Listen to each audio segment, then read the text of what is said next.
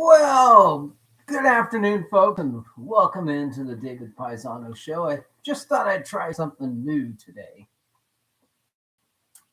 And so I was just playing around. It rained last night. I had some big hail. I mean, ping pong, golf size, etc. It's a little wet. I was going to mow the yard here in a few minutes, but I went on to this idea and I just couldn't get it out of my head. So I just ran with it.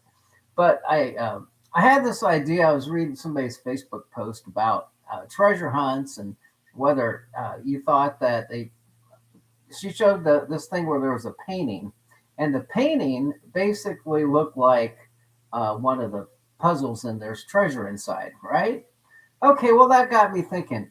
Could I use Copilot or Gronk or one of these tools to create a treasure hunt where the solution to the puzzle actually takes you to a specific museum and a specific painting.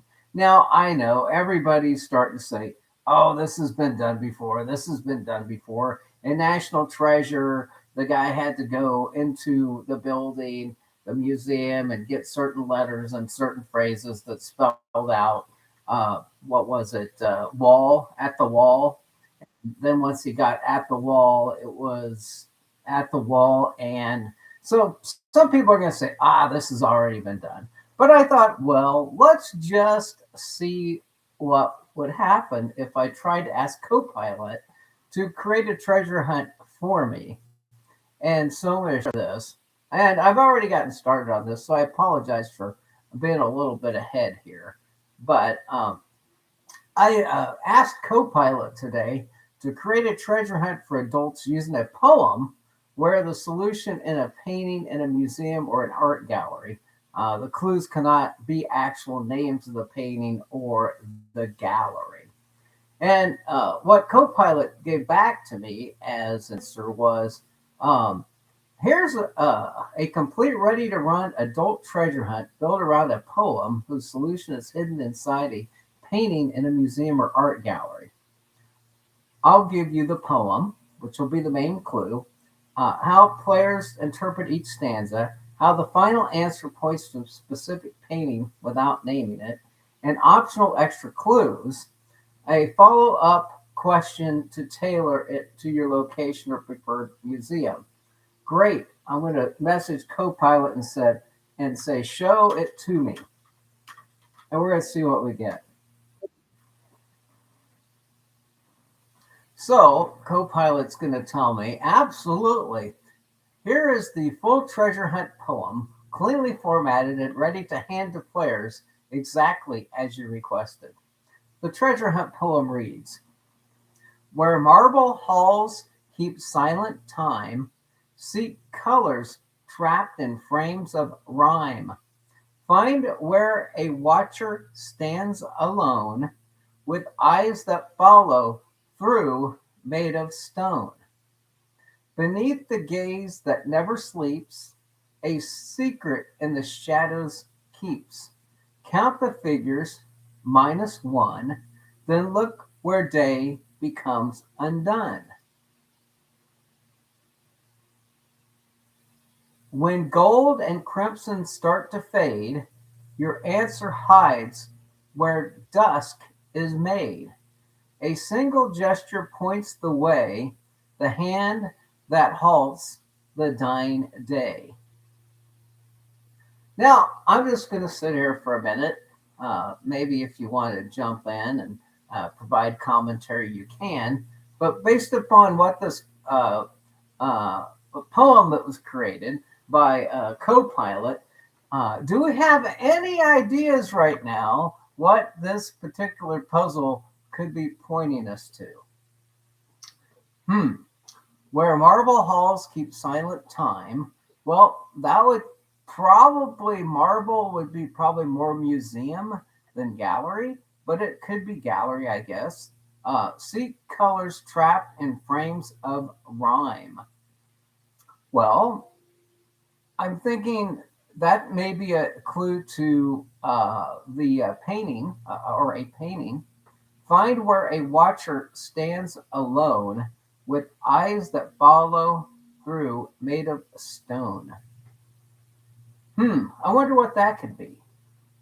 Either in terms of a museum, a location, a painting. Um, Now, here's where I'm going to give you my interpretive bias towards how AI works. AI, I believe, will work in a way in which it's going to direct us at one of the most popular museums in the world. So I'm thinking this could possibly, especially if I would have asked this in French, it probably would have sent me to the Louvre, right? Would you think it would send you to the Louvre? Or if you were thinking of art in a museum in uh, the United States of America, would this take you to the MoMA, the Museum of Modern Art in New York? I think there will be a bias here when it comes to this AI, this generative AI. I think there will be a bias towards some of the largest, one of the biggest, one of the most known paintings, maybe one of the most known museums, because I just think that the way in which our AI co-pilot works these days is that it's going to drive the answer to something that is the most indexed of items on the internet or within the database that Copilot might be using in order to solve the puzzle. And in an inverse to create the puzzle. And so just, thinking through this, Jeff is thinking maybe Egypt, the stone, some famous Egyptian. The fact that I wrote this in English, though, I think is going to drive the AI machine to give us a puzzle that's based in the United States. Now, here's another problem. If this generative AI knows my specific location of where I typed in the request, perhaps it's going to pull off data from me as a person and use something that's close to where I am from to create this puzzle or perhaps a piece of artwork that I might be familiar with. And if this is the case, this could easily be at the Sans Zen Museum in Lindsborg, Kansas, which is probably one of the best known museums or galleries that would be around. If it knows that me as the creator has been a Forrest Fenn person, it may take and derive its puzzle from me. But I don't know if it uses any of the creator's backgrounds in developing this poem or not. But Jeff is suggesting that the painting is American Gothic. And I'm thinking that this could be the Art Institute of Chicago, where American Gothic is actually at. So let's continue to read the poem and see if we can figure this out. Beneath the gaze that never sleeps, the city that never sleeps is New York, right? Or beneath the gaze that never sleeps, uh, the gaze could be of the Statue of Liberty, perhaps the gaze of the Statue of Liberty. A secret in the shadows keeps, count the figures -1. So I wonder what figures we are counting +1. Then look where day becomes undone. Well, that would be night, right? Night, where day is undone, night. When gold and crimson start to fade, so when gold and crimson start to fade, what are those the two primary colors in this piece of artwork? Or is this the Crimson Tide? Where gold and red start to fade. Your answer hides where dusk is made. So is this a sunset? Are we talking about a sunset, maybe? Where gold and crimson start to fade? Your answer hides where dusk is made. A single gesture points the way, the hand that halts the dying day. Oh, Just Tigger is saying that Vegas is the city that doesn't sleep. Well, that's true. There could be a lot of generative AI that has indexed recent things that have gone on at the Sphere, right? Um, could be the Parthenon. Well, I don't know. Let's see. Um, let's ask. Uh, let's ask Copilot um, if it could uh, clarify. Uh, could you give us a hint about the location? So let me go over and ask Copilot to do this. Um, please, I'll ask please provide a hint to location.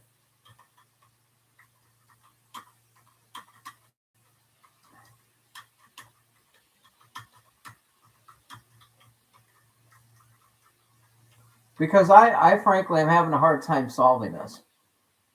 Here's a hint that nudges players towards the correct painting without revealing the name of the artwork of the gallery and still fits the logic of the poem. Here's a hint to the location. You'll find the answer in a room where stone stands guard. Well, we've already had that stone before. Look for a painting where the light is fading and someone in the scene raises a hand not to greet you, but to gesture toward the last glow of the day. Well, does anybody have any ideas of where you'll find the answer in a room where stone stands guard? Well, Jeff was mentioning that Egypt, where stone stands guard. Look for a painting where the light is fading, and someone in the scene raises a hand not to greet you, but to gesture towards the last glow of the day. I'm still liking this as being possibly the Museum of the World, being the lighthouse, as being maybe a lighthouse. Um, I'm with this whole light thing. I'm thinking maybe this painting is the painter of light. The painter of light guy was what was that? What was the guy's name that was the painter of light? Oh God, I can't. I think maybe it's Kincaid. Maybe it's Kincaid. All right, Winna, could you give me a hint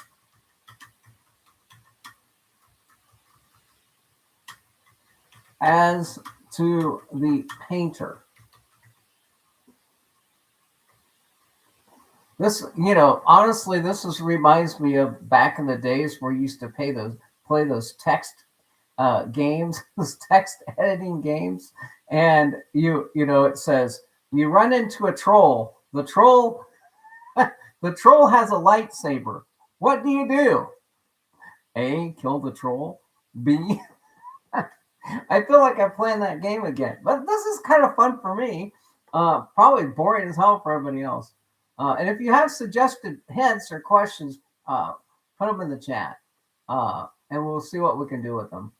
So here's a painter hint that nudges without naming them. Here's the hint.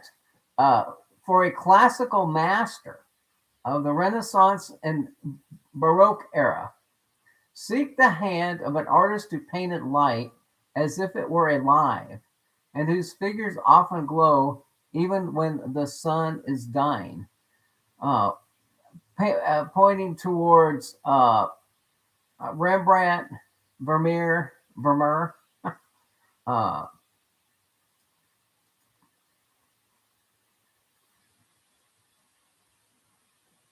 Yeah, stone stands guard sounds like a statue.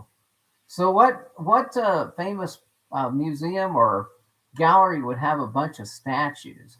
But it sounds like they're trying to get us to some of these classical masters.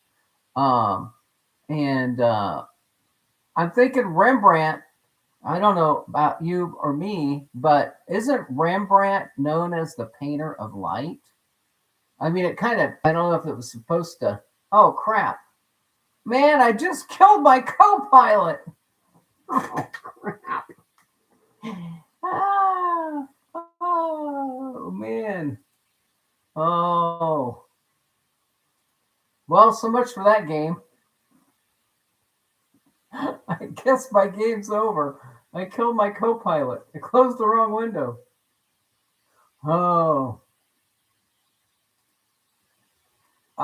Could I get my I want my puzzle back.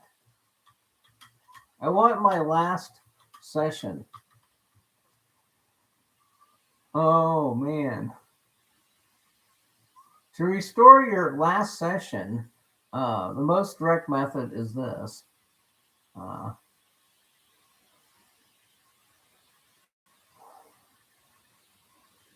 oh, I don't know. I need to get back to my anyway. Well, we can start over. Create a treasure hunt where the where a painting is the answer and the museum. Let's do painting and museum.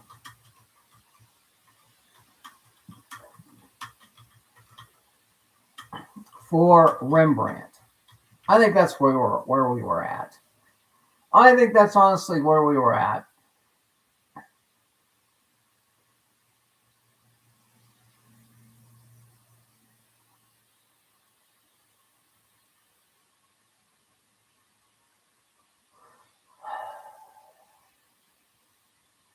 The answer, I mean, I'm going to show this.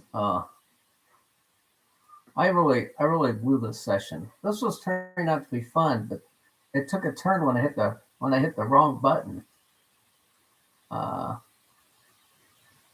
okay, this kind of hit the wrong.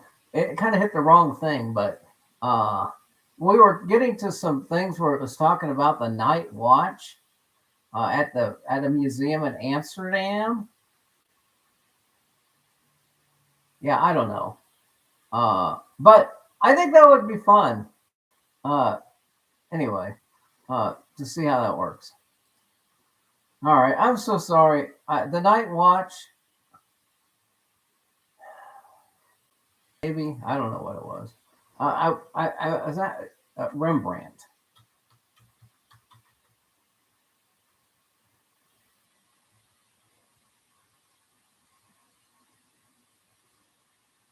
The Dutch Golden Age. Light and shadow. I truly believe that the puzzle that it was creating was one that was going to lead to one of Rembrandt's paintings, and I'm actually thinking it was going to be the Night Watch at the Amsterdam Museum.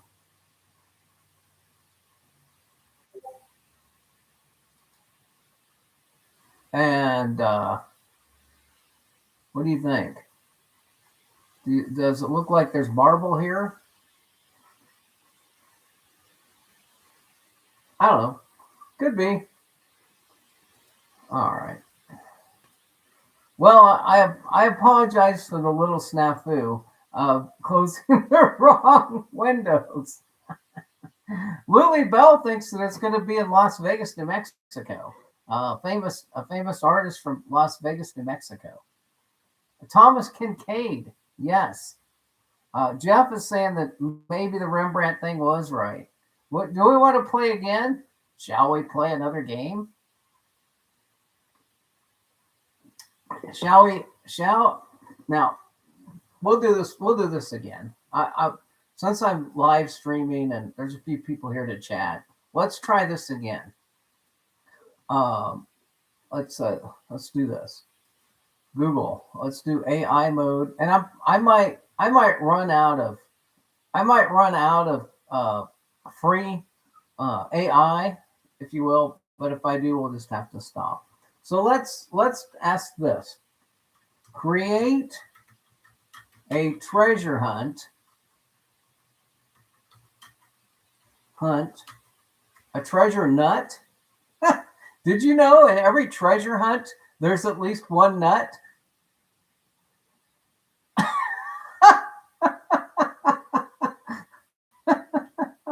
Oh, create a treasure hunt in the Pecos Wilderness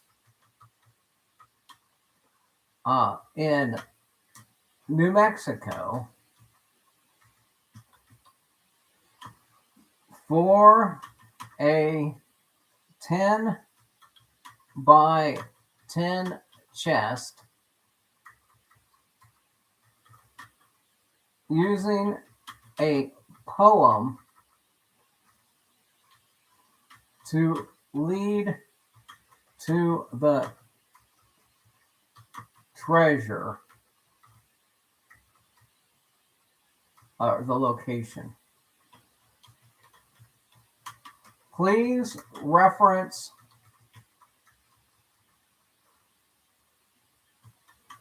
Forrest Fenn's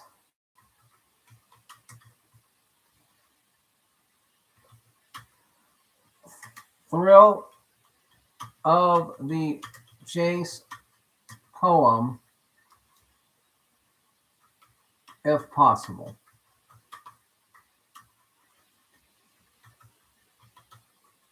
Okay. Let's see if it'll do that. All right, I'm live streaming again. Let's see if I can. Let's see if I can successfully add the second screen. All right. Here is the treasure hunt in the Pecos Wilderness in New Mexico,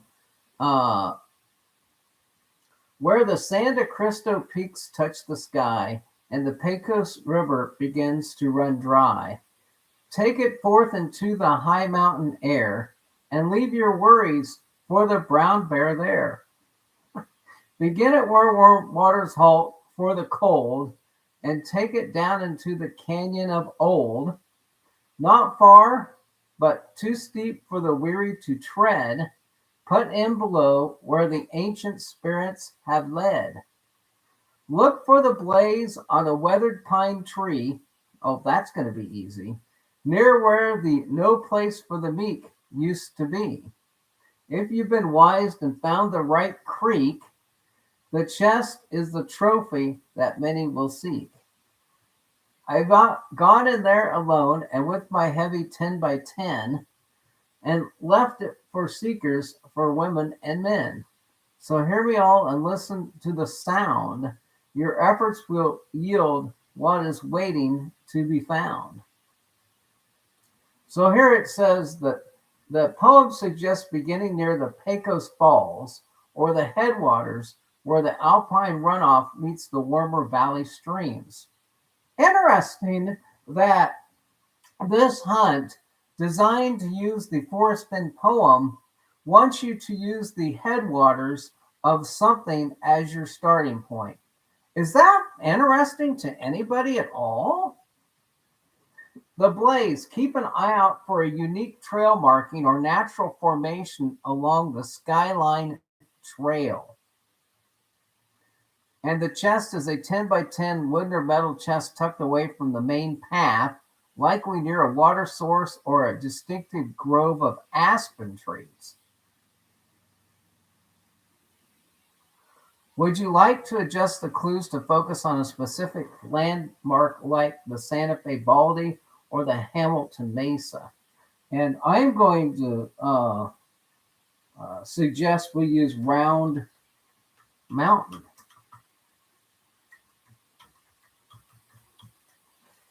I don't know if there's a Round Mountain there or not.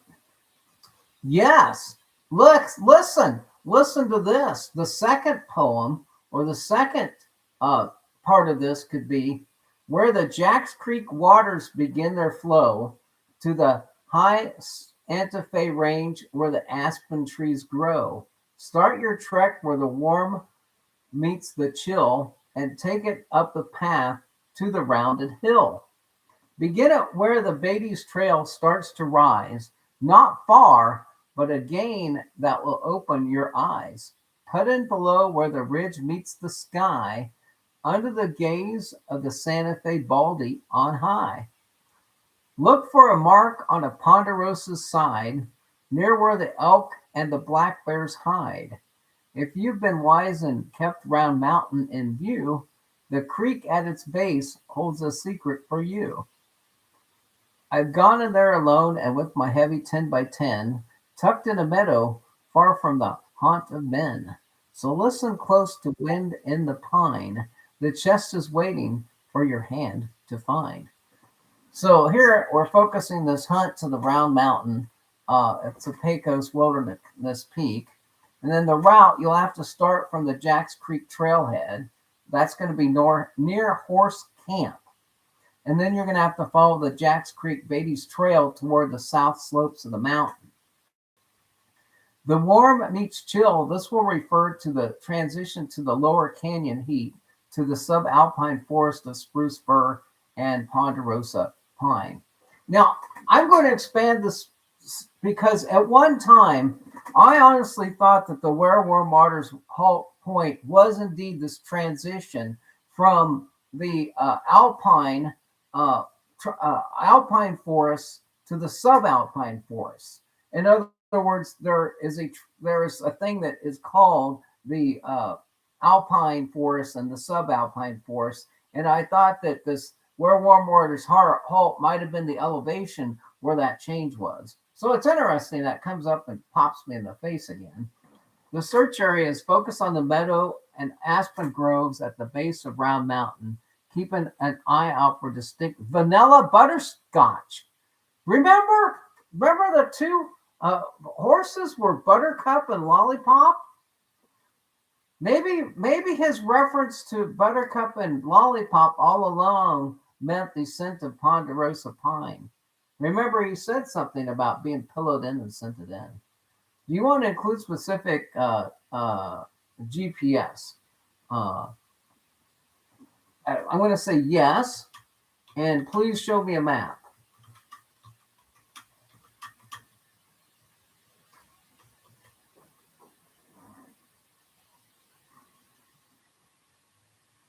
To reach the hidden chest near Round Mountain, you'll start at Jacks Creek Trailhead. That's going to be 35.83 and 105.64. And you're going to follow Beatty's Trail, which is trail number 25. Oh my God, we just found where the 25 days of frickin' grid searching occurred. It's Beatty's Trail number 25. Wouldn't it be bad if old Jack Stoof actually found the treasure at Jacks Creek and the Pecos Wilderness, and that Shiloh's been using Ben to create a second treasure hunt that takes us to the exact location where Jack found his treasure at Jacks Creek? Oh, Lord. The summit of Round Mountain, by the way, is 10,809. Let's see, it's between 10,500. No. I guess if it's not quite at the peak, then anyway. Beatty's Flat this area is further north along the trail. It's a common reference point near the junction where many warm waters halt from the high altitude snowmelt. Here's the wilderness map of Round Mountain.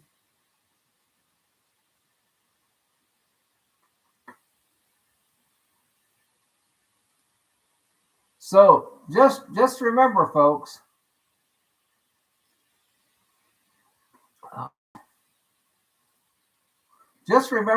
that just remember that Ben Napple is having to go through this test since he's going to give us a treasure hunt in the Pecos Wilderness. Here's the Santa Fe National Forest, right? Now, you should, if you're going to go out to the Ben Baree and plan on finding the treasure chest that Ben's going to hide, just remember, if he's truly sticking to the Pecos, this is the map of the Pecos. Don't confuse it with the whole entire map of the Santa Fe National Forest when you go out to look. because if you go out to look and you're going to look, and if he says it's in the Pecos Wilderness part of the Santa Fe National Forest, remember, it's just this area. It's just that. It's just that area. It's not the whole entire Santa Fe National Forest, which I guess what I'm saying is, this could make it a little fun. Uh, I'm going to do a stop sharing and do a new sharing so I can get you a better picture of this map. So as you can see, the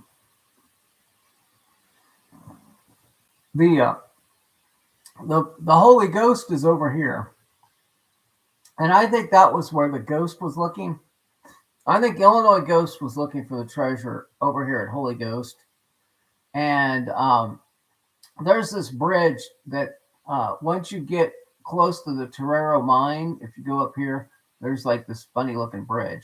But you can see if he's going to put this in the Pecos Wilderness, we're going to have to go north, significantly north of where the campground is that we've been having this get together. I mean, you've got to go on up past Torero, on up past Cowles, and to get to the actual Pecos Wilderness. So I think Ben's going to run into trouble unless he gives us it's in the Santa Fe National Forest as opposed to this. Now, see, this is Hyde Memorial Park right there.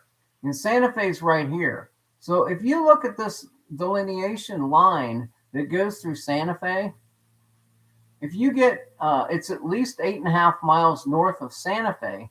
Well, if you look at this, Hyde Park is over here, Torero's here.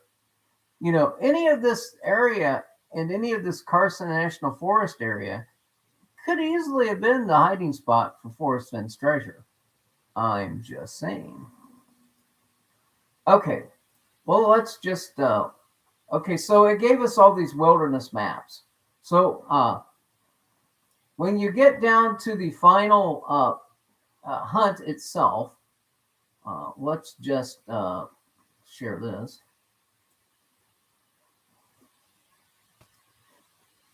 Go back to this here.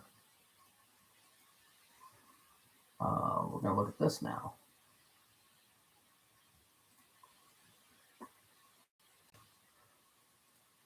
Okay, so would you like me to refine the poem to include more specifics like trail numbers or water features like the Rio del Padre, the river of God? No, the river of the Padre. That would be the person that's in charge of the mission, right? So if you look at the Jacks Creek trailhead, if you wanted to go from there to Round Mountain, you're talking about a 0.9 mile hike to get to this treasure.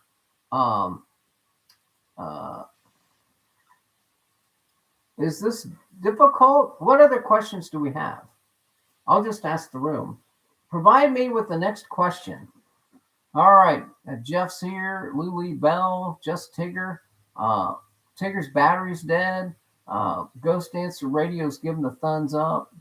Ian says, hi, Dave. Happy belated birthday. I watched your birthday show and had some good fun doing that. Yeah, I think I gave you the good ribbing as to whether or not it was time for the BBB or not. But I'm glad you enjoyed it. I hope you're having a good day. I see you're going to be on at 6. So anyway, another live stream. Words up. Hey, community, high fives. All right, I'm looking for a question. Does anybody have a question? Again, we're designing a treasure hunt for the Pecos Wilderness to find a 10 by 10 chest hidden. I'll just ask the next question. Will it be hidden in a crotch of a tree?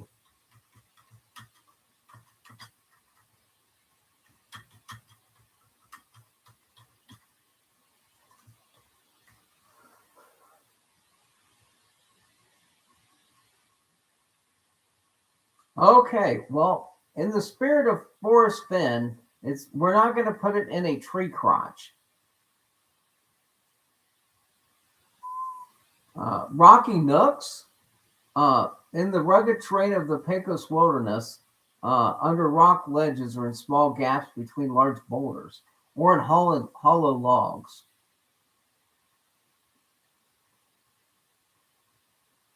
Would you like to add a stanza in the poem that explicitly defines the blaze? Yes, we do. We want to know exactly what the blaze is. I've added a fifth stanza to sharpen the focus. This verse describes the blaze not as a simple carving, but as a specific physical feature you'll find once you've left the main trail and entered the trees near the mountain's base. Okay. The blaze is a scar, a white streak in wood, where a strike from the heavens once firmly stood. Oh, it's a lightning strike. I get it. Don't look to the branches or the sky above, but down at the roots of the tree that you love.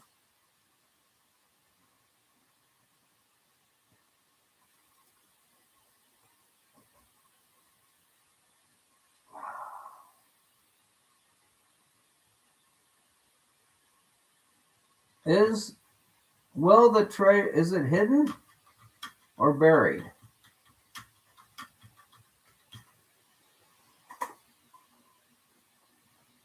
Chest is hidden but not buried.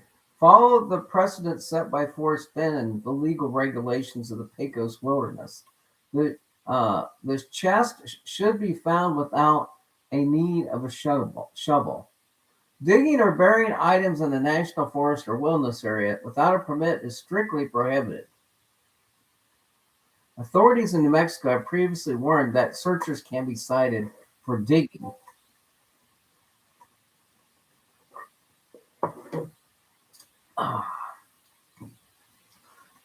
Where can you give me a where is the treasure?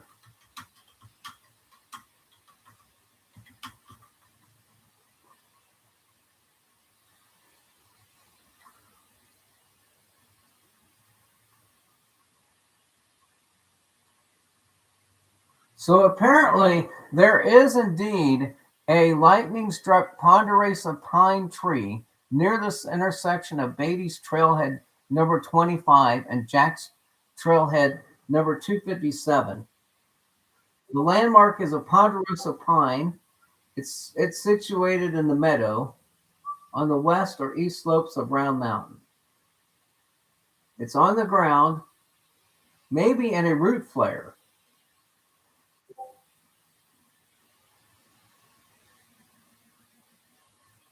Look for the junction where Jacks Creek number 257 goes north and Beatty's trails continue. The hiding spot is in the immediate vicinity of this mountain flank. There you go. So I guess that's going to conclude my experiment on being able to put together a treasure hunt in the Pecos National Forest the Pecos Wilderness area, and using Forrest Fenn's poem to assist in developing it. Now, of course, Ben Apple's probably not going to use Gronk or AI to write a poem, unlike I did.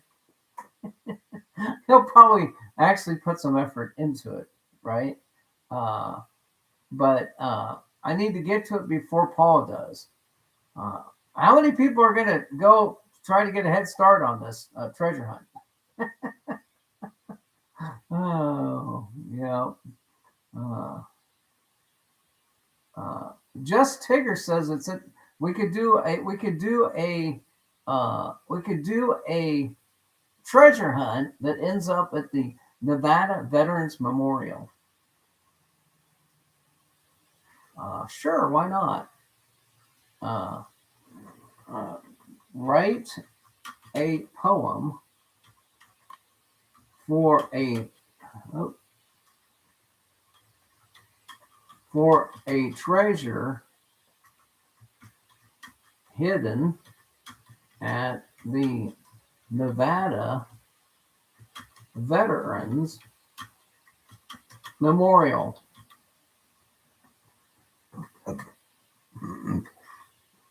So if you ask Copilot to write you a poem um, that would lead you to that, where the desert wind meets the silver state's pride, and the stories of heroes are kept deep inside. Begin your quest where the flags fly high, under the wide and watchful Nevada sky.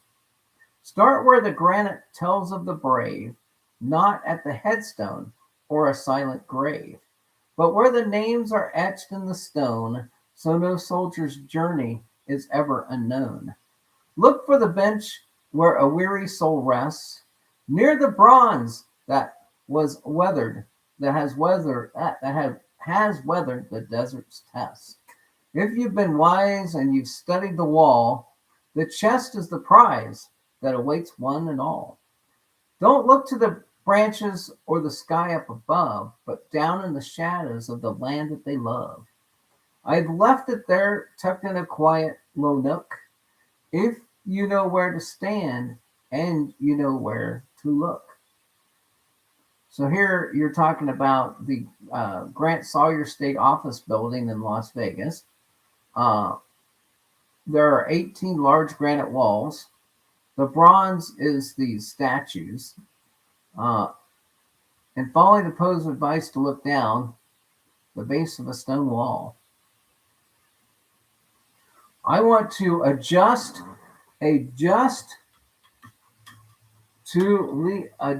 poem for a specific soldier.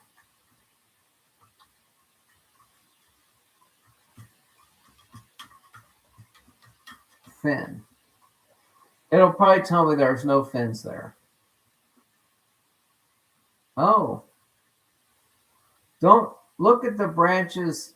I've left it tucked in a quiet low nook, right where the captain may take a last look. This version specifically honors Major Forrest Fenn, who was an Air Force pilot. The landmark, look for the section dedicated to Vietnam or the Air Force. The poem suggests looking there the names of some represented pilots. Which pilot? Which pilot?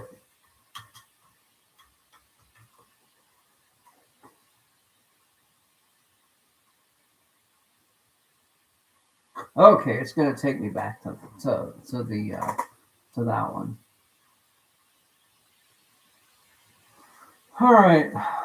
Well, I don't know. I don't know if this is much fun, but yeah, I think there's cameras down there. Probably you probably wouldn't want to hide a treasure there. But uh, let me ask a couple more questions. Where was Randy? Where was Randy Pischel's treasure found?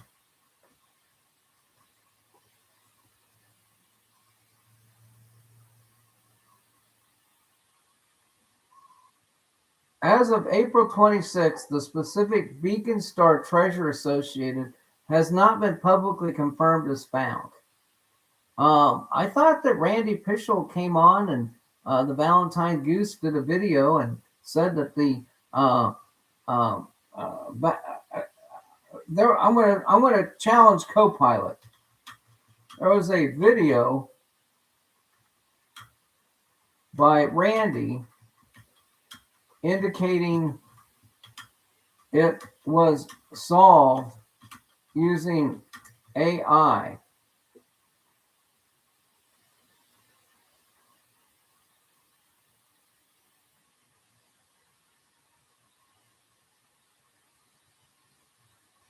Well, you can get the book.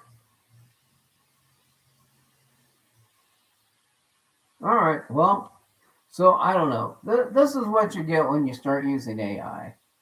You get incomplete answers and, uh, less than complete facts. Well, I'm sorry for your losing your battery. Anybody else have questions for Copilot today?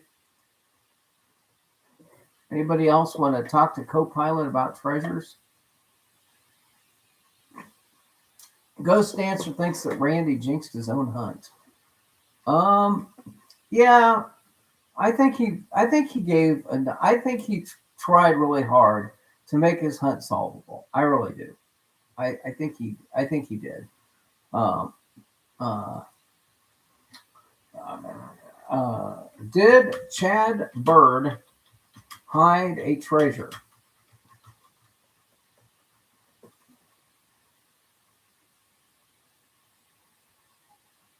Okay, according to AI, okay, it says it's somewhere in New Mexico, Oklahoma, Texas, or Arkansas.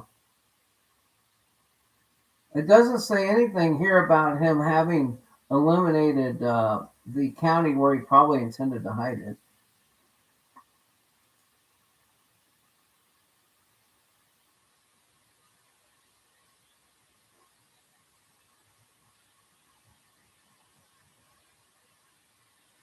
Oh, it's even. I guess you can actually research this and find what the initial riddles were.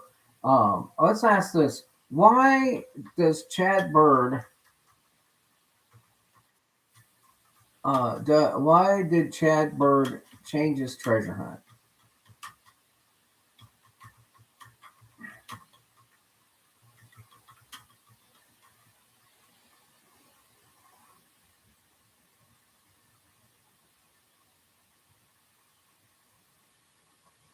Oh, it.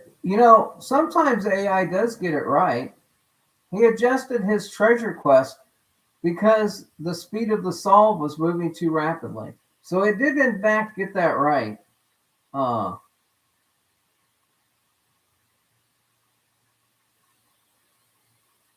because he was concerned the rock might be found sooner than anticipated, he noted that the difficulty would increase with ever moving levels to ensure the hunt's longevity.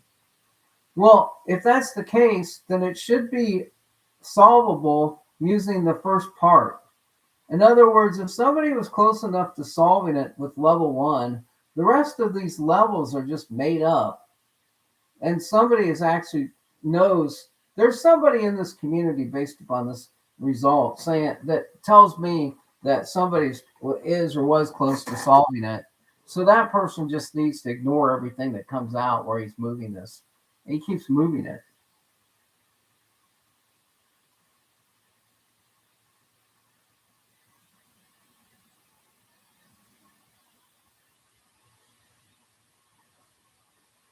Okay, you can look at all the archived riddles here. Um, has Chad taken a lie detector test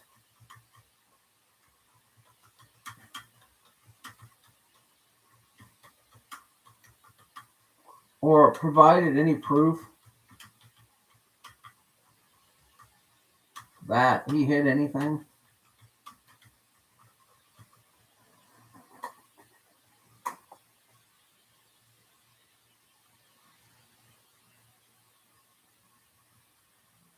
Okay, there is no public record of the Treasure Quest creator having taken a test, nor has the creator provided any direct visual proof of the hidden wallet itself. Good point. Sometimes AI gets it right. He has indicated the lack of certain disclosures uh, through security and gameplay philosophies.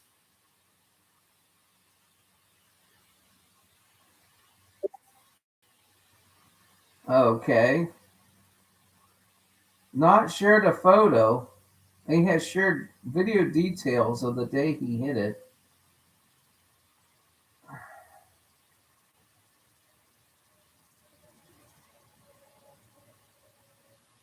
Okay, here. I've never heard of this phrase. Verification through solvability. The internal logic of the hunt as proof of its existence. Just because I says it's out says it's out says. Just because I say it's there, it's out there.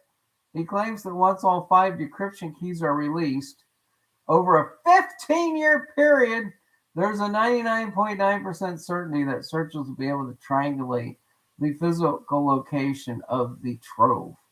Well, is it a trove or is it a geode?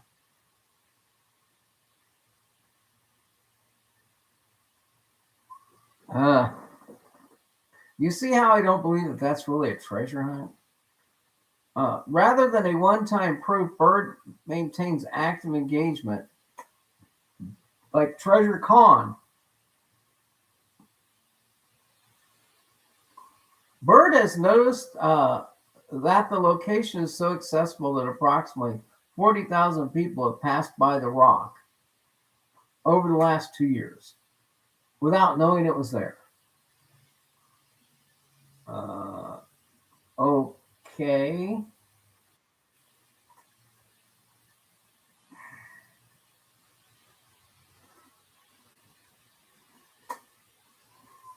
I think, is he just talking about the number of people that passed it on the way from Mexico to the United States? Or is this, never mind. All right, what do we got? Who else is here? Who's going to find the lion's share? Um, some tiger. I think that the answer to who's going to find the lion's share is whoever John Collins Black decides to give the treasure to is the answer to that question.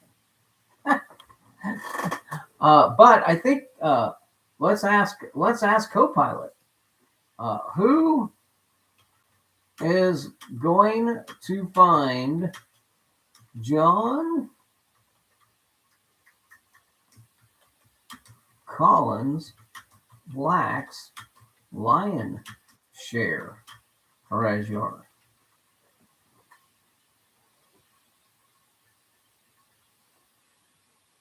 As of April, no one has yet found the lion's share treasure. Current status: none of the boxes have been found. He has stated that he had to take two separate trips to hide the lion's share box due to its extreme weight. Uh, there's Reddit, there's Seeking Treasure Forum, there's locations ranging from Michigan to the Blue Ridge Mountains. How will the winner be announced? John is committed to announcing when a box is found on his official website. He has included specific incentives inside the boxes. He may release additional clues in 8 to 10 years.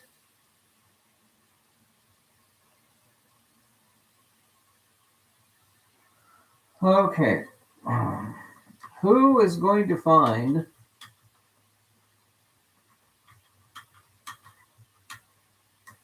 beyond the map's edge? Oh, it's beyond the nap's edge.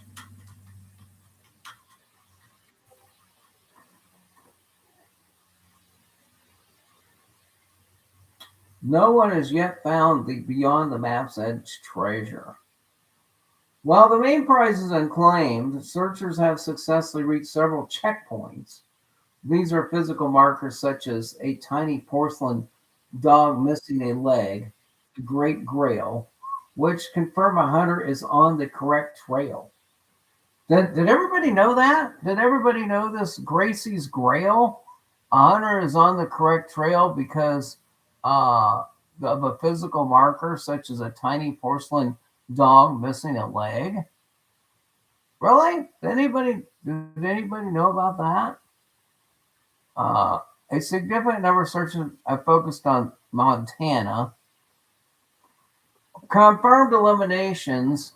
I don't know how they confirmed the areas south of Santa Fe from the search area. Uh, I think that the statement, this isn't the actual statement. I think that's Jenny Kyle's assessment.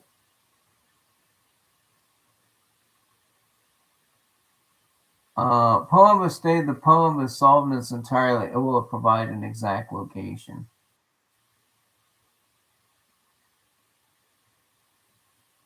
Would you like to analyze this bride reference from the poem? Well, yes.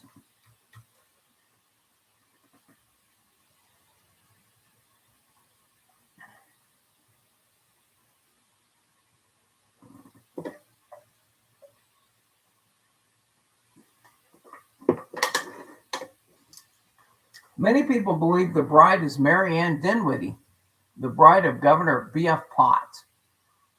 This theory places a search near the Big Hole. The wisdom link, if his bride is wisdom, a common literal trope, it points directly to the town of Wisdom. Uh, Others are using words like bridal veil. Are there any posies in the Mountain View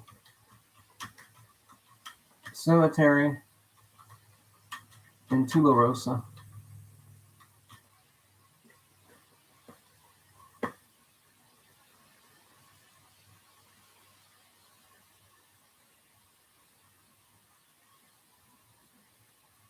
Oh, did you know there's a Parker Posey Cemetery in Cloudcroft? That's interesting. And there's a marker in the Parker Posey Cemetery in Cloudcroft for an infant Posey. Interesting.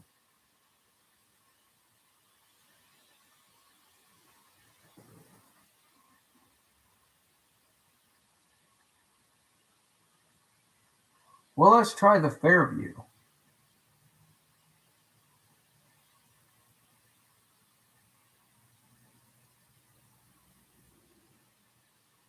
See, if you go to the Otero County, around, you've got Posey Springs and Posey Canyon. Some hunters link the poem's reference to a bride standing guard to cemetery statues or headstones in these high altitude regions.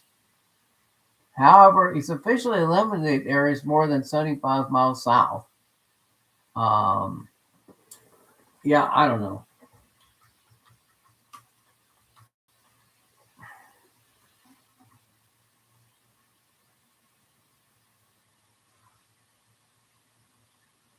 Uh, Lead and Posey is a common searcher variation or a play on words for his bride, clue, often interpreted as a lead, either metal to Posey himself.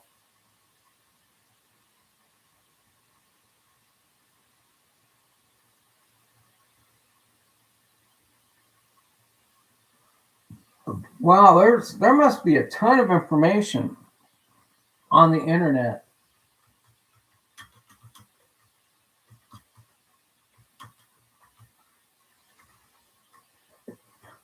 Look at all this stuff that the internet trolls on Reddit have dug up.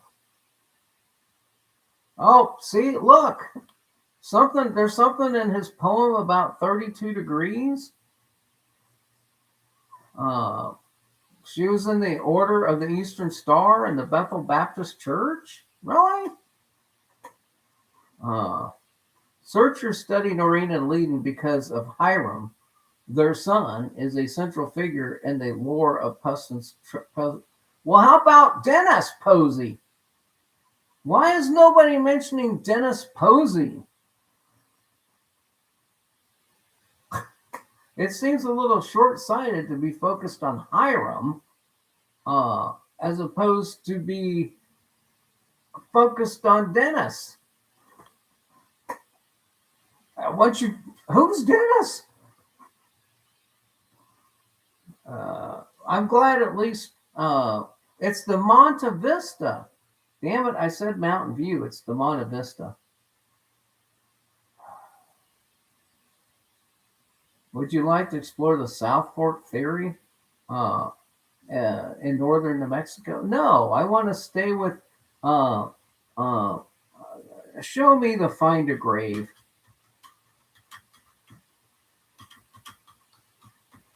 for Noreen and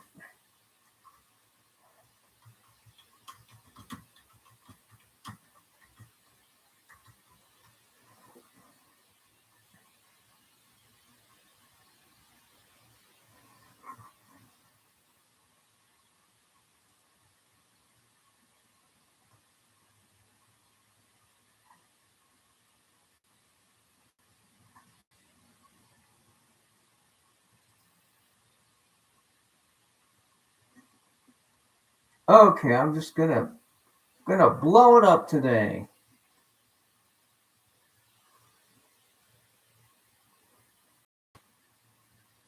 Here it is, folks.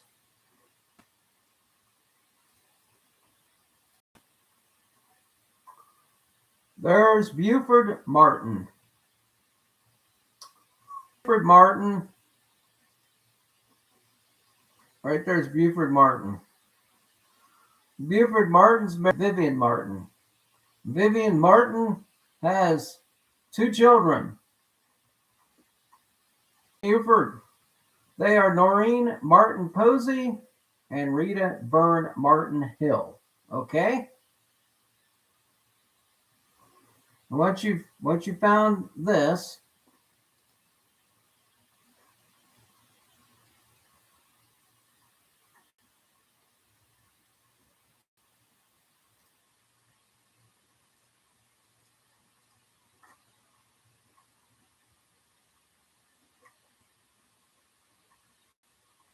somebody has actually pulled, believe it or not, somebody has actually pulled headstones off of Find a Grave.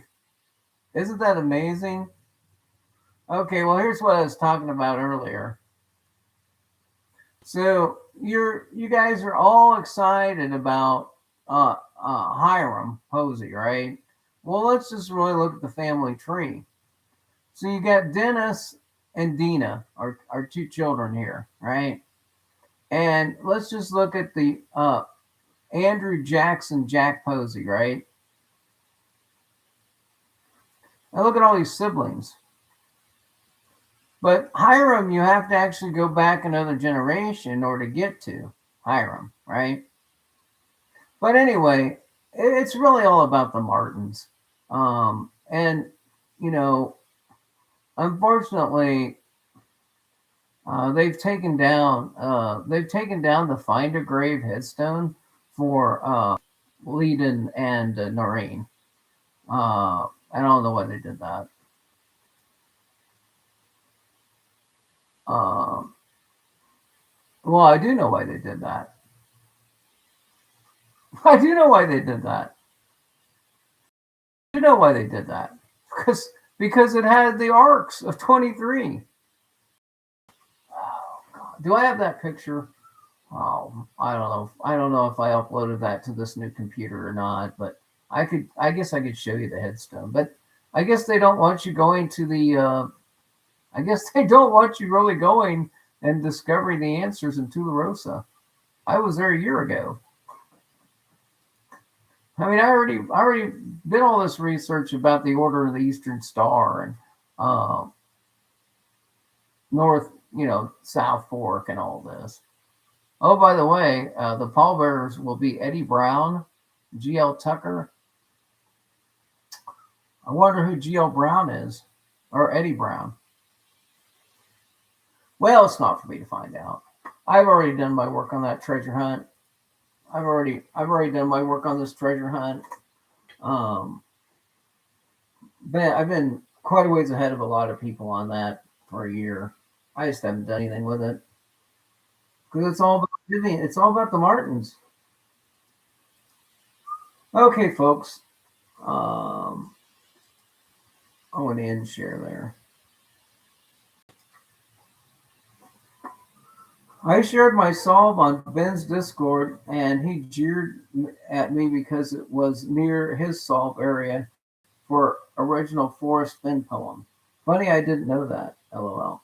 Yeah, you could just randomly come up with a solve, and it might match somebody else's solve area. It's crazy.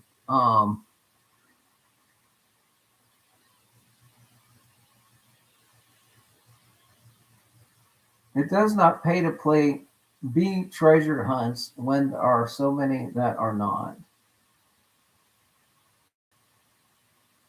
Yeah, I personally have limited my involvement into any treasure hunt activity that has a finite date in the future, has a guarantee that somebody will win the prize, and it not just go back to the owner if it's not found, and something that's only going to last maybe 3 months or 6 months. And so I've got four or five $10,000 treasure hunts around me that have to do with arts and humanities in Salina.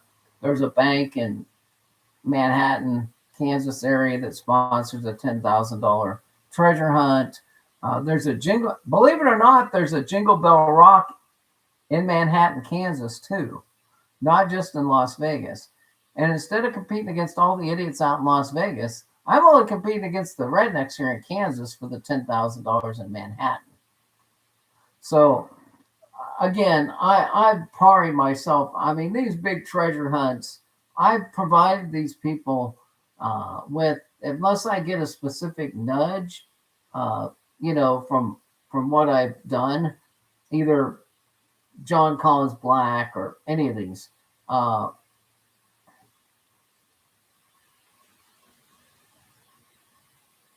Whistling Bunghole, welcome in. Ben never had a solve area for Forrest Finn's treasure hunt. He's an actor to play the part.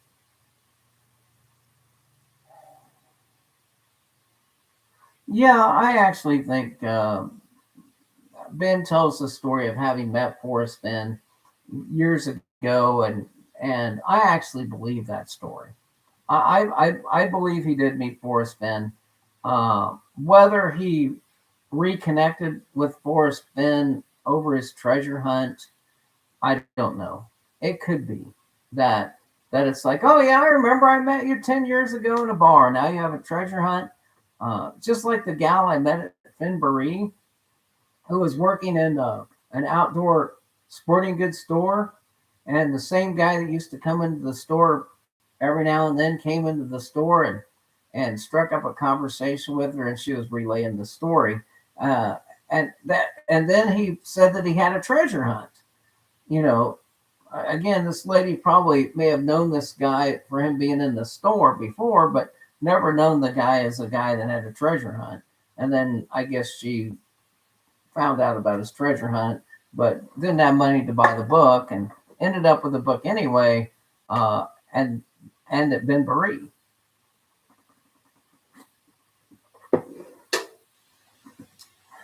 Is Ghost Dancer calling me Ben?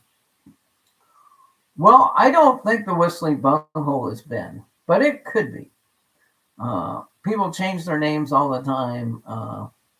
I don't know. Hoof of the Hearted type could be. Uh, there's 7 people apparently here, but it could be just 2 people. Well, for some reason, Ben's location matches the JCB location. I argued with JCB online when he was searching. Oh, really? I, I didn't know. Trust the living, you actually have history in knowing that John Collins Black searched for Forrest Finn's treasure? I didn't know that. Uh, so are you inferring that the $1 Million Highway was a part of John Collins Black's original Forrest Finn theories? Or are you outright saying it? Are you implying or are you outright saying something? Uh, did he ever figure out who found the dragonfly box? He has not publicly admitted to who found the dragonfly box, nor has anybody actually shown proof that they have the dragonfly box, or is this one of those treasures that was hid, like X marks the spot, and never found?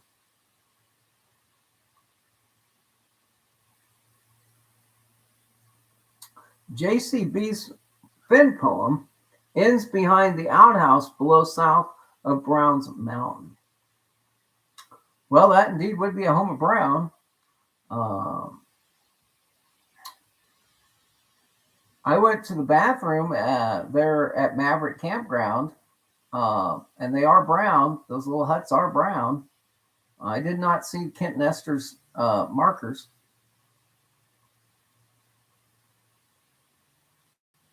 Ghost Dancer is going back to look at the location where Ben said his stuff was. Uh, uh, Ghost Dancer thinks that his buddy Paul retrieved it. You mean backside ball? You mean backside Paul? I mean England Paul, British Bob. You remember British Bob? Is that like? Is this like English Paul? Nobody is going to find it. Ha ha ha. Well, that's the see that's the thing. Ben now has the chest, and he now has the Venetti's number 72. He was out on his Discord showing us how the hinge could not open the way in which they showed the photographs of the the treasure being found in situ. If you want to look at that dialogue and discussion, it was on Discord yesterday, where Ben took a bunch of pictures, seeing if they could have actually done with that log with Rudy's stick log the whole thing. He showed how if you tried to open the hinge, it wouldn't actually be able to open the hinge with that log there and take a picture of the box. And so all of that, was Ben's activity yesterday on Discord showing us that.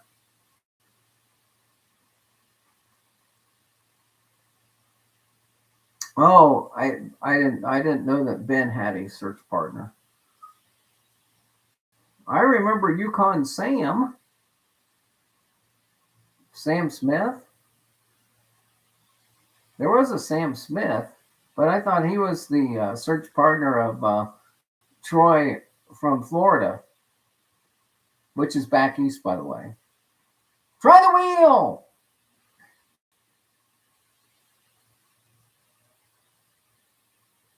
I swore to God I wasn't going to do this anymore after I turned 60, and here I am again.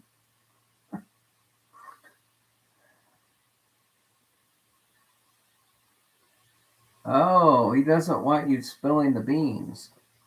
Well, spilling the beans, pouring the tea. I've been trying to turn myself into a bigger influencer than I really was during the Forrest Fenn treasure hunt by associating myself with other people who had a higher profile.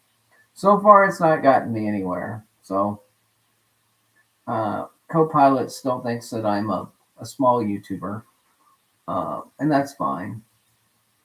I still can't believe they took down the headstones. Who manages this page?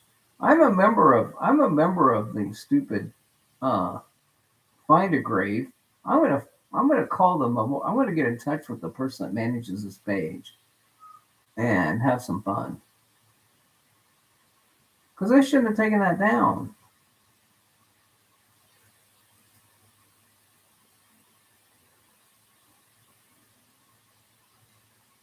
Okay, well,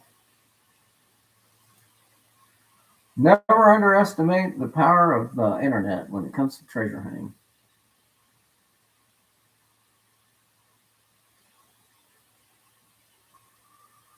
So, Ghost Dancer has staked claim to a search spot in Compadre River.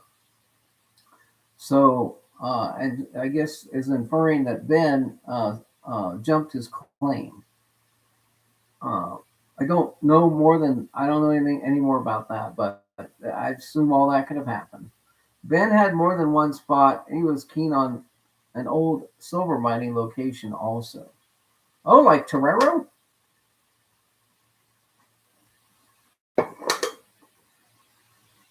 Like Silver City? Well, Forrest Fenn said one time that if you have more than one solve location, then you don't have a solve. I had so many solve locations, I couldn't even put them on a map. I had so many solve locations, I couldn't even put them all on a map. My solves were all over the map. No, they weren't all over the map. I couldn't get them all on the map. There are so many of them. But it's been long enough, I think. But somebody sent me a PM today saying that Justin Posey made some sort of announcement about his treasure hunt, about somebody finding the a key or solving the cryptogram or whatever. And uh, something about Gracie's thing, Gracie's broken leg or something. My brother's girlfriend's dog, they adopted a dog from a kennel. No. Can you believe this? They went to the animal shelter. She adopted a dog and took it home. And the dog left the shelter with a broken leg. They didn't know at the shelter that the dog had a broken leg. And they adopted it out. Yeah, somebody has solved the cipher. The cipher being the headstone. Anyway, the JCB Brown location is a reclamation area for mining tailings dump, which is now a pond. Well, they have one of those up by Torero too, in the Pecos. Maybe that's where Ben was going to put it, in the millings for the mine up by Torero. There's a reclamation going on up there.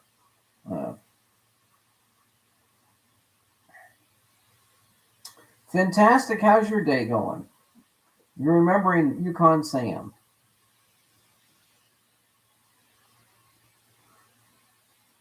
I think you meant to maybe spell it compadre, compadre, or padre, or compadre. I don't know. I've seen it on a map. I know. What was that? Did I kick my power cord? Oh, did you see that? That was weird. Maybe that was the thin ghost going through my screen. See that flicker? I'm using too much power.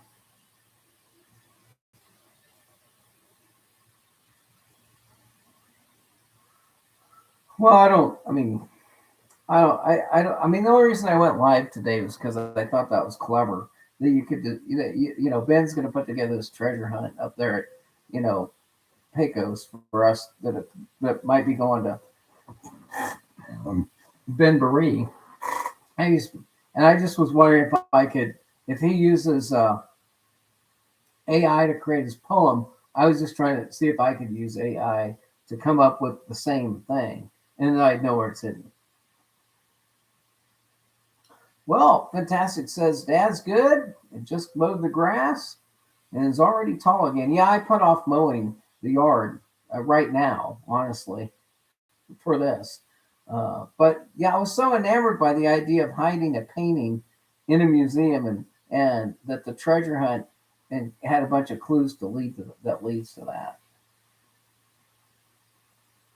Maybe it was Yukon Cornelius I was thinking of. What? At one time when I saw Dal Neitzel carrying around his pickaxe, I swore to God I'd seen the real incarnation of Yukon Cornelius. I was just waiting for him to lick the end of the axe handle or the end of the thing.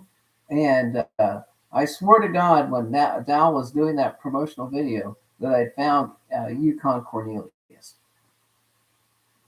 Hey, Lily Bell, how's it going? How's your day going? Just here shooting the breeze again. Giving you a warm up for Ian tonight at 6. Or, I don't know. I just was having too much fun with Copilot. Copilot's my new thing. My new thing is to see how inaccurate Copilot really is. I wonder if I would use real sources of information like the Library of Congress, and that kind of thing, and Gutenberg, and some of these legitimate sources instead of just being on Facebook and YouTube all the time. It seems to me like Copilot likes to give you the information from sources that like Facebook, YouTube, Medium. And in other words, it seems like Copilot only likes to cite free online sources, and it doesn't actually ever use like Wikipedia or the Encyclopedia Britannica. It doesn't ever use real sources to give you the answer. It just uses YouTube regurgitation. And I realize that Google and Meta and all these big companies, all they have in their servers are their servers for Facebook, YouTube, Google. So they're pulling on their database that they have, that they're using. They're not going outside of their database to find answers. I guess it's because they want to provide the answers fast. And if you actually go research the Library of Congress, it would take you longer in latency to get to go. It's just like using web crawler. Does anybody remember web crawler? Does anybody remember web crawler? How about Ask Jeeves? I mean, you could ask Jeeves, but he might not get back to you until tomorrow. You could do a query on web crawler, and if you would answer, you are appropriately named.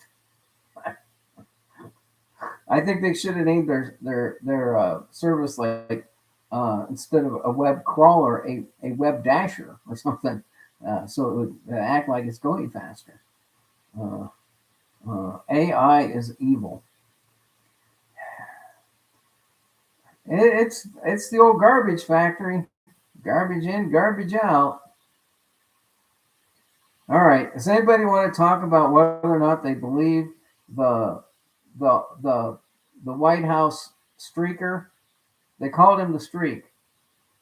Does anybody want to go down the conspiracy theory that the White House streaker was hired in order to get the ballroom built?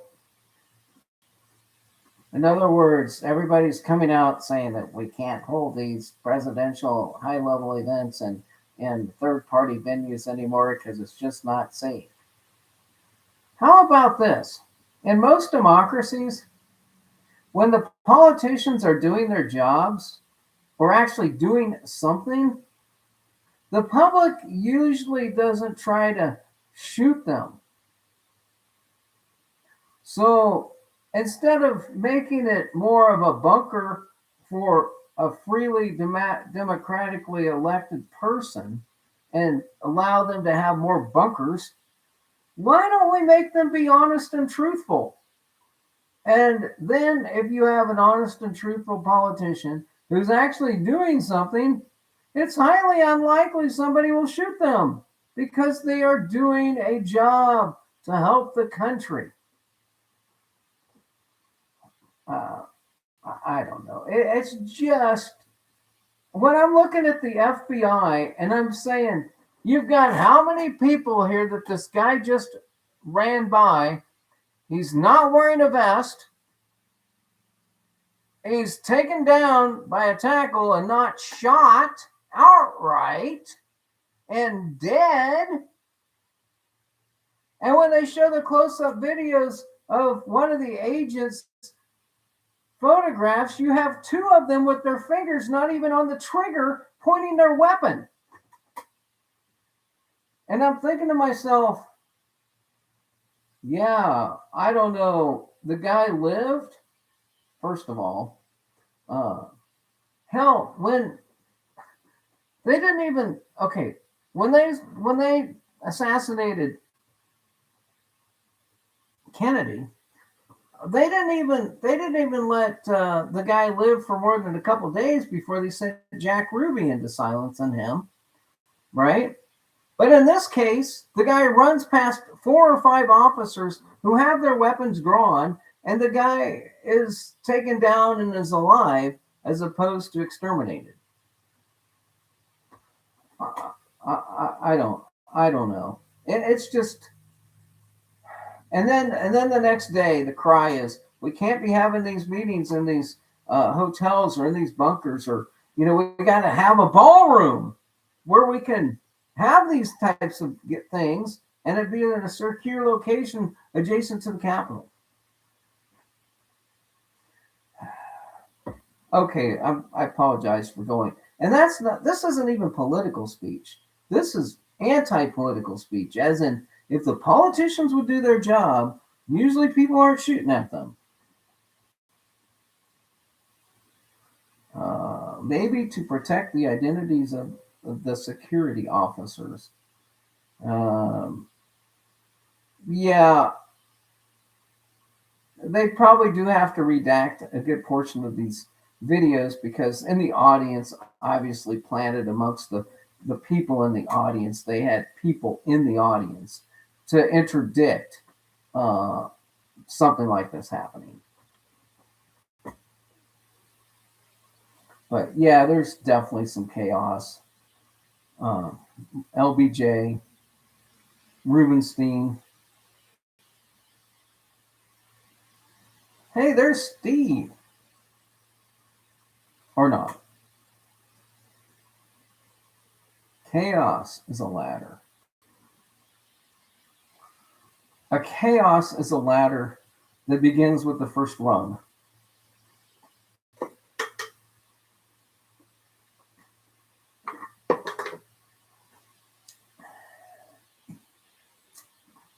Well, the best thing that happened last week in the I'm all for profit and not doing my job category. I'm all for making money and not doing my job. Well, you did have to do your job too, but I'm on SEAL Team 6. We're going to go in and get Maduro's ass, and we're going to haul it back to the United States. And I'm going to go place a prop bet because I'm on the SEAL Team 6 that's been training to do this for the last 5 months, and we finally got the green light. I'm going to now go place a bet on a prop bet platform that allows me to bet on whether or not Maduro will be in office in 5 days, 6 days, a week, whatever. And I want to take the bet that he ain't going to be in office. I'm going to lay 30 grand on it, going to get me back 400,000. How are you going to make that bet work and not get caught if you're actually on the SEAL Team 6? Took them 9 months to figure it out. But last week, they figured it out. How have they not figured out that Donald Trump has been moving the markets left and right, up and down, creating wars, chaos as you call it, so that his cronies can get rich? They know ahead of time what's happening. They're trading on insider information, yet the public just doesn't see it. I finally saw one reporter who had shown the bubble in the market 5 hours before Maduro, and how people were betting on oil and betting on certain things that were going to move based upon that happening. And you could see the spike in trading ahead of time. And I've only seen one news person do this story, and it didn't get any traction.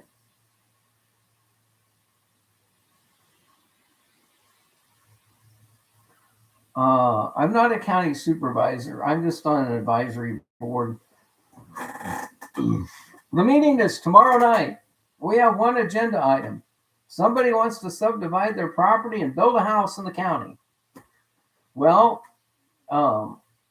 you have to get approval for a subdivision exception unless you have an original tract. But each tract has a certain number of building rights, and they're within their number of building rights that they have. So they can do this. They just have to get the planning and zoning board's approval, which means that, yes, we have looked to see how many building rights you have. Yes, you do have an additional building right. You can indeed split the property as long as it's going to be more than like 5 acres. And as long as you deed restrict the remaining part of your parcel, because you only have this one split left, we'll let you do it according to the bylaws. And so it's going to simply be these meetings are, I mean, I hate to make light of my position because it is a fairly important position. Somebody has to make these advisory decisions. And there are other important decisions that have to do with data centers, that have to do with power, solar power, and that have to do with battery facilities where there's no code written.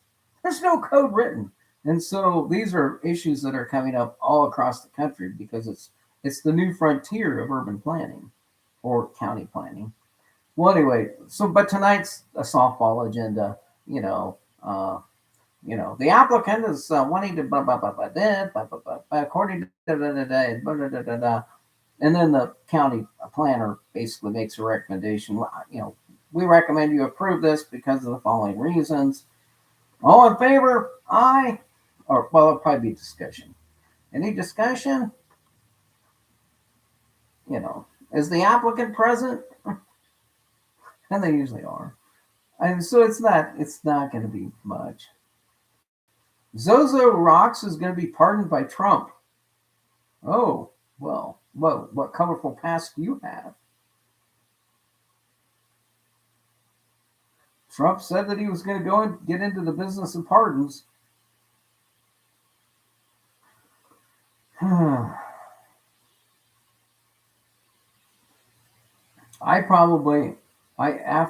My phone is right over here, and after having said all these things, I'm probably going to get a visit from the guys in the black SUVs shortly. You can't just make those statements on YouTube. The government vehicles with the fully, they're going to come visit you. Anything else? Any other thoughts? Final thoughts? Oh, it's a nice day. This is how bad I hate mowing the yard. Not that I don't like doing these shows, but I will almost do anything to procrastinate from going out and mowing the damn grass. I hate mowing the lawn. If there's anything in life that I get so little satisfaction out of mowing the yard because it just grows back, right? So what is the purpose of trimming an 8 to 10 inch blade of grass with a stem down to 3 inches and then doing this activity several times during the summer until the heat comes and the grass don't grow, and then you don't do it very often. But then it fall comes again, and you got the same thing. It seems like an activity that has no purpose.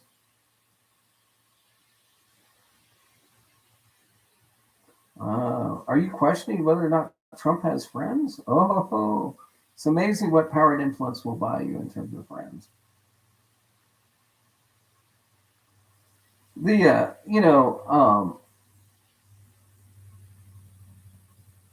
I'm a fairly liberal conservative.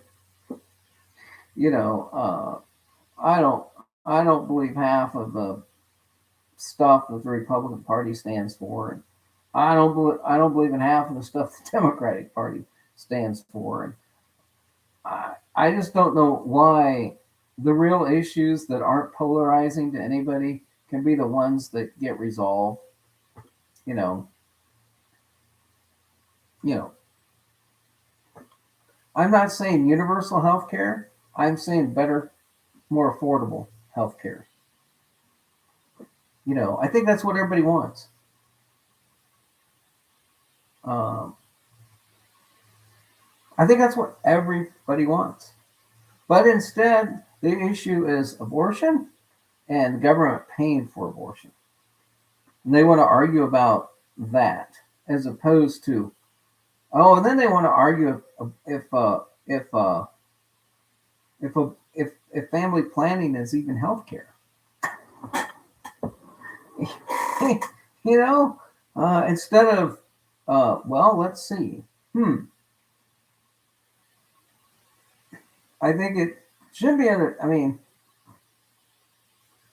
uh, does anybody find it? Does anybody find it odd that the King of England was coming to the United States with Camilla and was going to honor the United States for its 250th anniversary of its independence from England? Only Donald Trump can pull this off. No other politician could, on the 250th anniversary of the United States of America's independence from Britain, get the King of Britain to show up and shake his hand at a state dinner at the White House. I mean, this is like pulling off the biggest Houdini ever. Don't you think the British people? Well, the British people are probably actually very happy that they got rid of these people called the United States of America. All the redcoats back then, were sad and disappointed that they lost the. I guess they would have been not citizens; they would have been subjects of the royal kingdom. But after how we've been behaving in the last 25 years, after everything we've done after World War II, don't you think the British are a little bit happy that they don't have to babysit all of us idiots over here, like they used to have to do during the tea days? Good riddance. We'll continue to sip our tea and eat our crumpets. Y'all can argue over health care. We got universal coverage here. Anyway. Oh, the Zodiac is here.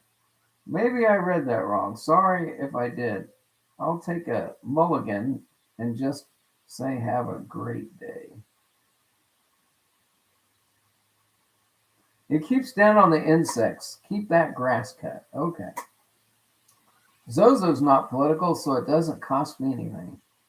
I could care less. But I do think it's been wrong for him to keep doing it and not be, against us becomes what the law allows.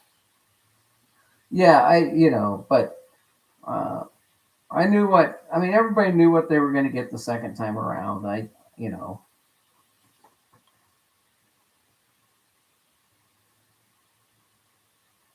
Yep, Ghost Dancer says we have a whole generation that thinks corruption is a normal thing. Corruption has always existed. It's just to a degree that it's acceptable in a society. Uh, you know, the Nixon administration, I think, was one of the things that started this. The whole Bay of Pigs, the LBJ. Uh, the only time the United States has had a limited and a subset of corruption has been during the era of, World War One and World War II, where true national freedom and security was at stake, and people just did not put up with other people stealing from the cause of the war effort and remaining a nation, if you will. But corruption has been around since the days of Adam and Eve and the apple in the garden. But I think that your point is probably that the acceptance of corruption, I think, is at an all-time high. In other words, people accept more now, or more, that people are corrupt and that you're going to see corrupt things. Does it translate into individual people believing that I'm going to get mine at the expense of everybody else? I see possibly the younger generation leading to that, and that the only thing is important that I get mine, and we don't care if you don't get yours.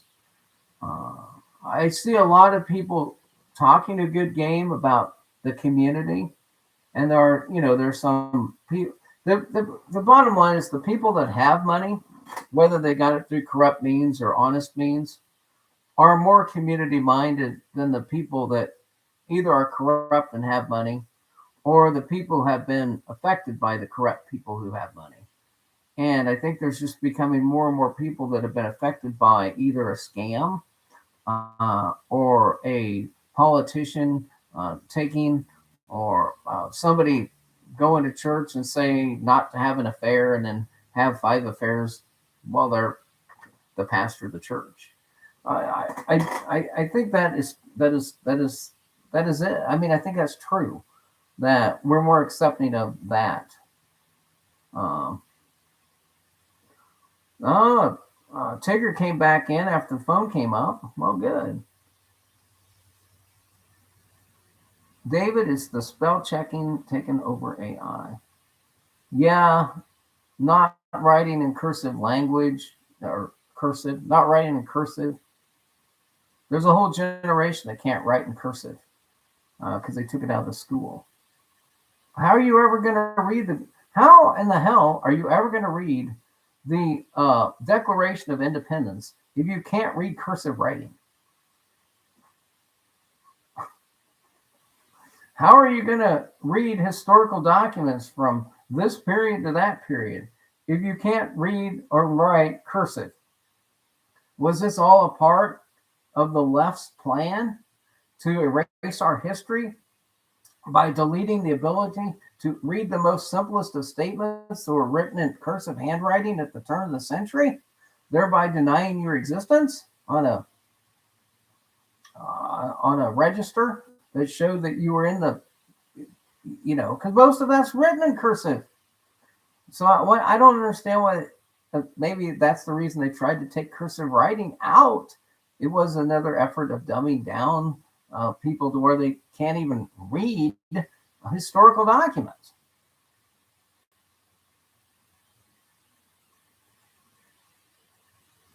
So yeah, they don't want them to be able to read those.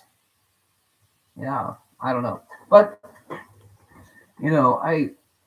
I've had a good 60 years. I grew up in a period of time where one man could work a job and the other spouse could stay at home and raise kids, maybe have a part-time job or something to. But in other words, I lived in the time where we were a prosperous nation. Uh, one family income was enough to make things meet for a majority of people in the country. I'm not saying there were people that didn't have enough money to in our family budget. We didn't have a lot of money in our family budget, but it was enough, you know. And nowadays, I'm looking at what my nephew needs in order to have a household and a car and diapers, and it's like, wow, how do these young people even make it these days? Uh, because it's so expensive for them to do it. Zozo wants to know if I know where you can get a cheap Kevlar vest. Tactical.com, uh, AmericanPatriot.com, and the internet. Now, I'm not saying it's not going to be a scam. I would test it. I would test its bullet because some of these Chinese made ones they're just selling them to you because they know when they come invade us. If you bought your Kevlar from them, it's going to be like shooting through a barrel at you, you know. So uh,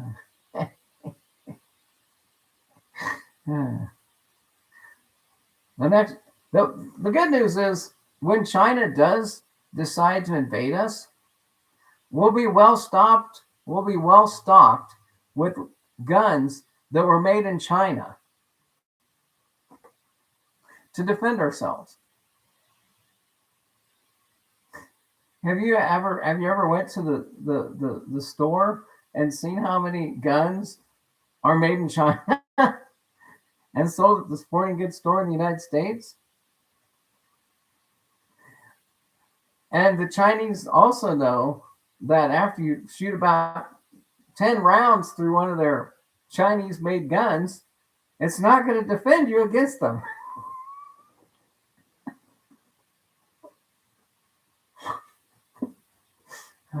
This advice is coming from a guy that bought a gun that doesn't even have a firing pin. It was dark. It was in the back room. I really just wanted to buy it because my dad used to have one.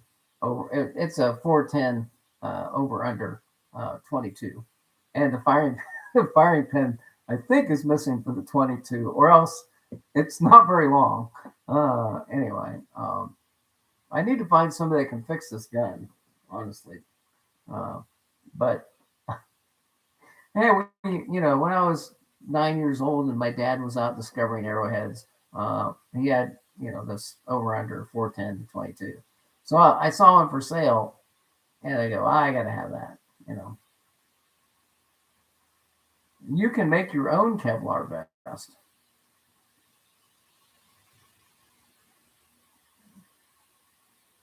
Uh, Ghost Dancer Radio likes his over unders. All right, so we used to have one of these when I was a kid.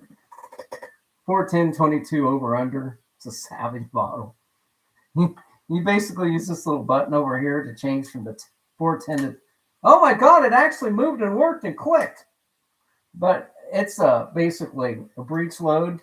You're not going to kill very many people with this because you've got a 22 on the top, and then you got a 410 on the bottom, and you have a shared mechanism. It's a single trigger, so it's not like you have a side by side where you have a trigger for one, a trigger for the other. But anyway, there's a firing pin that either hits the plunger for the 410 or the 22, whichever, and the lever's right here. And it's a little sketch whether when you move it up, if the firing pin actually gets high enough to actually get into the 22 hole. Again, I haven't actually taken the gun out and tested it yet. I'm pretty sure the 410 would work because the firing pin pretty much looks like it sits in the primer, but it doesn't look like it sits in the primer on the 22. 3 shots is more than enough. I have one scatter shot and I have one bullet in that. Bill would tell me that just one bullet's enough. And just Tigger is right. We had this when I was a kid. Because this was what we affectionately called a squirrel gun or a varmint eliminator. Because basically, if you got a skunk or a possum around the farm that you don't want, you go out hunting with this. You're not really hunting. You just want to eradicate the pest. And if you're a kid hunting squirrels, yeah, it's a squirrel rifle too. I wouldn't try to take down a bear with this. Unless you're a really good shot. The 22 might work. Wouldn't try to take down a bear with the 410. Part of it.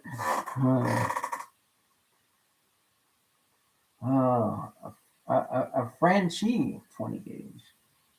Well, and for those who are into guns, so many people might have heard of the Weatherby rifle. The Weatherby rifle, right?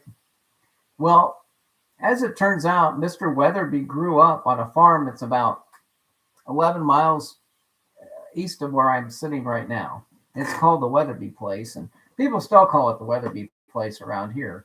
But that's where he grew up before he moved to California and started Weatherby Firearms. And so he's from around here, and he grew up with some of the local people. And as he made a few trips back to Kansas, there are some guys around here from, that were like 40 years older than me, my dad's age, that generation that have actual Weatherby rifles that he assembled, because they're some of the early ones he made. But anyway. Yeah, a Winchester 30-30 is a very good and highly sought after gun, by the way. I intend to make the final god a mythological study. Bullpups are the guns to have.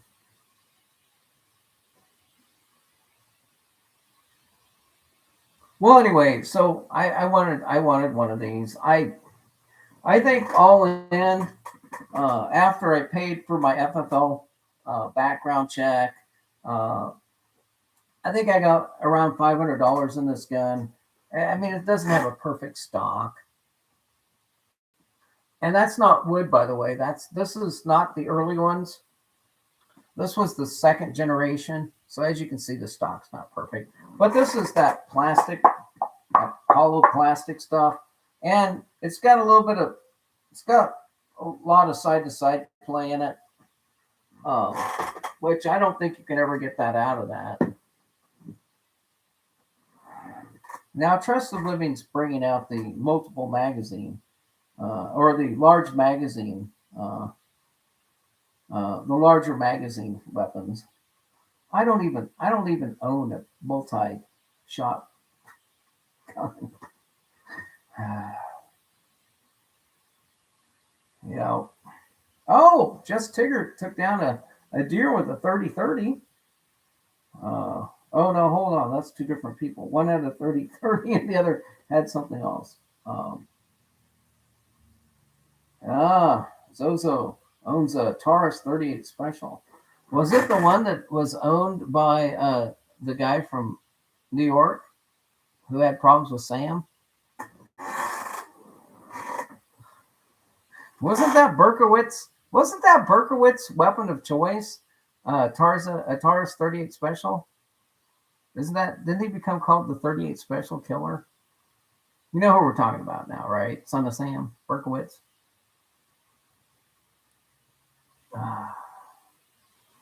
For those who are into weapons and weapon memorabilia, the Center for the West does have a very extensive gun library as part of the museum. In fact, a whole wing of that museum is the firearms wing of the Cody Museum.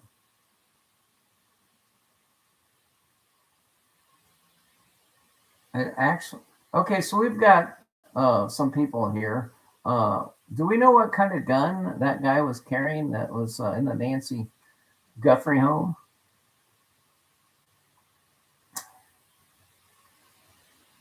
Usually, Gun Talk comes on Saturday afternoon on my local WIBW, or not my local 580 radio station. There's usually when we have Gun Talk.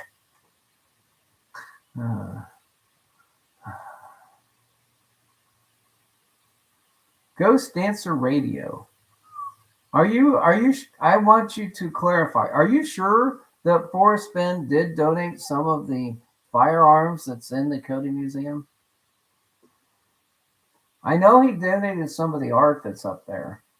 And honestly, I didn't look very close at who had donated all the individual firearms in that wing of the museum.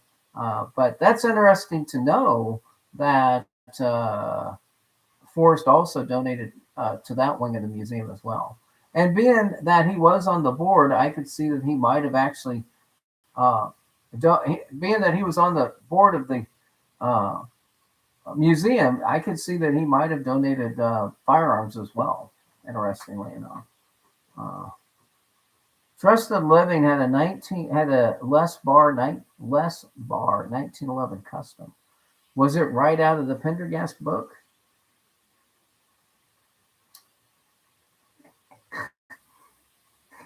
Was it right? Was it right out of the Pendergast novel? You know what? I heard that Bill Gorman had a custom-made MT1.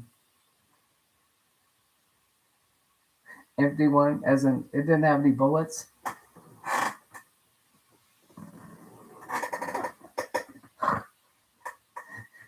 Oh man, Lord, Bill, I apologize for the MT1 barrel.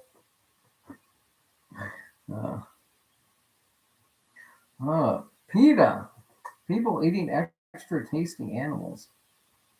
Yeah. It's been a while since we've had a good PETA protest. In my little podunk town here, we had a No Kings rally.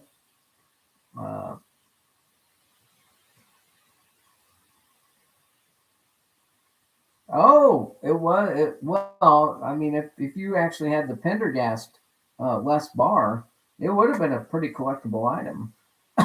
But even if you have a less, it's probably a less bar. But anyway.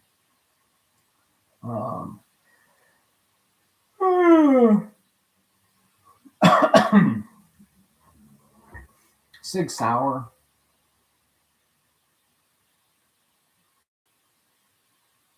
They have an exhibit up there at the Cody Museum that shows the manufacturing process of the long rifle, from the stock to the honing of the barrel to the rolling and forging of the components, etc. That's pretty neat. Forrest being involved with that gives me good feelings about, yeah, he was preserving some history there.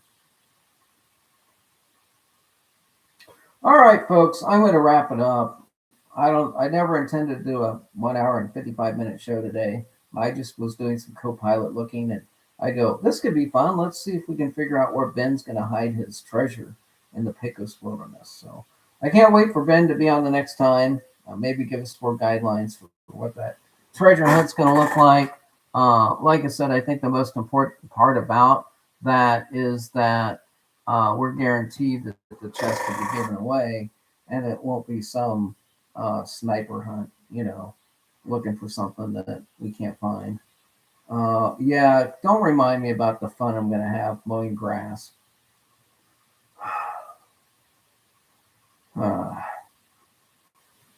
I'd hire somebody to mow my grass, but then it'd just grow again. And then they'd ask me if they could fertilize it so they could mow it some more. And then they'd talk me into putting chemicals on it to keep the dandelions from growing. And then they'd probably convince me that in the wintertime they could put up my Christmas lights. And then they'd suddenly find some trees that might need trimming, or maybe a place where they should plant a bush. And before I know it, I'll have 5 illegals working for me. Jack is selling black magic. Hey, Ian. Yeah, if I get done mowing the yard, I get done mowing the yard. All right, you've been very patient with me today. Hope everybody has a good week. I promise not to interrupt your regular scheduled activities for a while, at least till Friday. But I thought that was so much fun going and asking about treasure hunts from AI sources.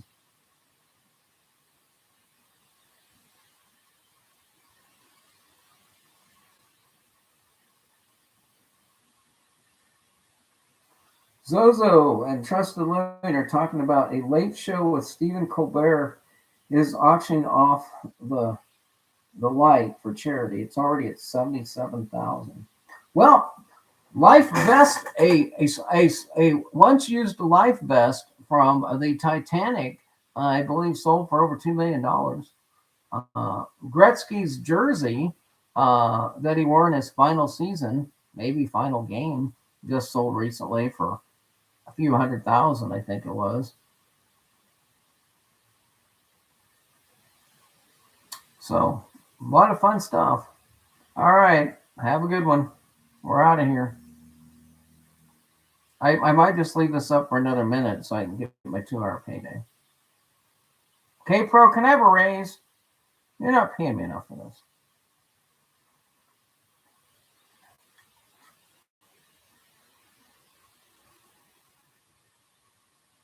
Did I stop sharing? I guess I did. Peace. I got to go another 40 seconds now. I'm so close to a 2 hour payday. So long, farewell.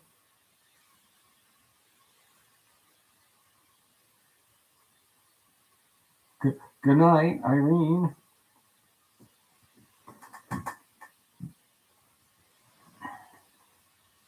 Red Rover, Red Rover.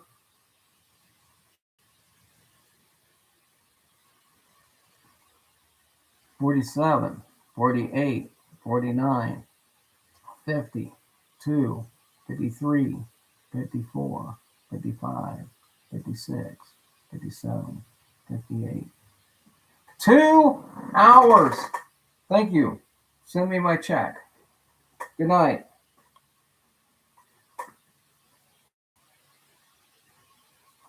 Trust the Living says, only another 15 years to go, and we'll have the answers to Chad Bird's treasure hunt.